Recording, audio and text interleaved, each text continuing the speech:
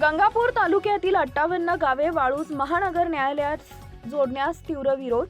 वाळूज महानगर जिल्हा छत्रपती संभाजीनगर इथं दिवाणी व फौजदारी न्यायालय स्थापन करण्यास माननीय उच्च न्यायालय मुंबई यांनी दिनांक 15 जानेवारी 2025 रोजी तात्विक मान्यता दिली आहे। या पार्श्वभूमीवर दिनांक 10 डिसेंबर 2025 रोजी गंगापूर तहसीलदार कार्यालयानं गंगापूर तालुक्यातील एकूण 58 गावांची यादी जिल्हा न्यायालयाकडे पाठवली आहे। या 58 गावांपैकी 40 गावं वाळूज पोलीस ठाणे हद्दीत तर 18 गावं MIDC पोलीस ठाणे वाळूज हद्दीत येतात। ही सर्व गावं प्रस्तावित वाळूज महानगर न्यायालयाच्या कार्यक्षेत्रात जोडण्याच्या हालचाली सध्या सुरू असल्याची माहिती समोर आली आहे।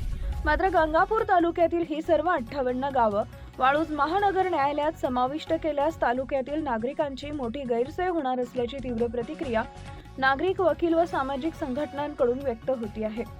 गंगापूर हे तालुक्याचे मुख्यालय असून इथं जिल्हा व अतिरिक्त सत्र न्यायालय, वरिष्ठ स्तरावरील दिवाणी न्यायालय कार्यरत आहे।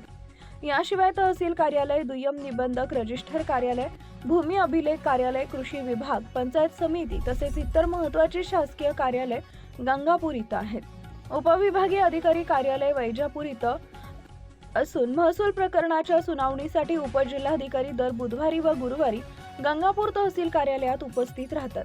अशा परिस्थितीत गंगापूर तालुक्यातील 58 गावे वाळूज महानगर न्यायालयात जोडल्यास नागरिकांना फक्त न्यायालयीन कामासाठी वाळूज महानगर इथं जावं लागेल, तर शासकीय कामकाज, महसूल प्रकरण व वरिष्ठ न्यायालयीन कामासाठी पुन्हा गंगापूर इथं यावं लागणार आहे।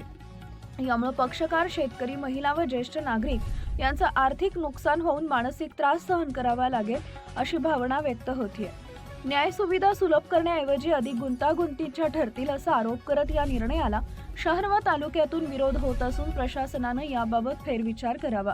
वाळूज महानगर इथं कोर्ट व्हावं अशी मागणी आहे, परंतु त्या परिसरातील कृती समिती यांचं एकमत नाही।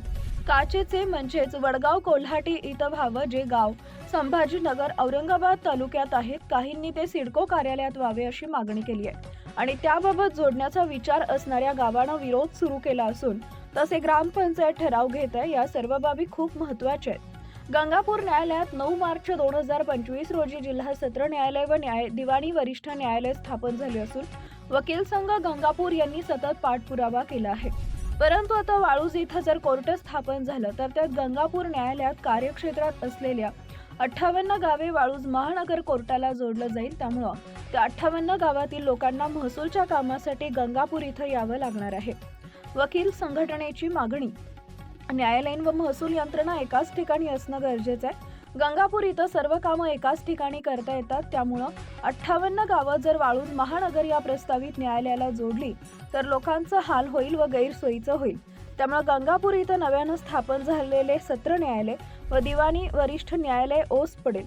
तसेच शासनाने इतका निधी वापरून वाया जाईल। वाळूज महानगर हे संभाजीनगर येथून 10 किलोमीटर अंतरावर असून एकाच तालुक्यात 2 कोर्ट देणं योग्य वाटत नाही। त्यामुळे वाळूज महानगर न्यायालयाला गंगापूर वकील संघ व नागरिकांचा विरोध करण्यात येत आहे। अन्यथा पक्षकारांना 2 ठिकाणी फेऱ्या माराव्या लागतील। हा निर्णय व्यवहार्य नाही। किशोर करहाळे, अध्यक्ष, वकील संघ, गंगापूर।